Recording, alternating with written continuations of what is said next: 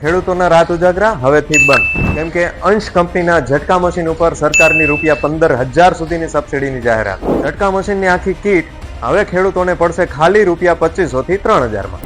ઝટકા મશીનની આ કીટમાં 100 વીઘાની કેપેસિટી વાળું અંશ કંપનીનું ISI સર્ટિફિકેટ ધરાવતું સરકાર માન્ય ઝટકા મશીન, 40 વોટની સોલાર પેનલ અને સોલાર પેનલ રાખવાનું સ્ટેન્ડ, 12-32ની મોટી બેટરી તેમજ ઝટકા મશીનનું રિઝલ્ટ વધારે મળે એટલા માટે સાયન્ટિફિક રીતે તૈયાર થયેલી અર્થિંગ કરવાની કીટ પણ મળશે.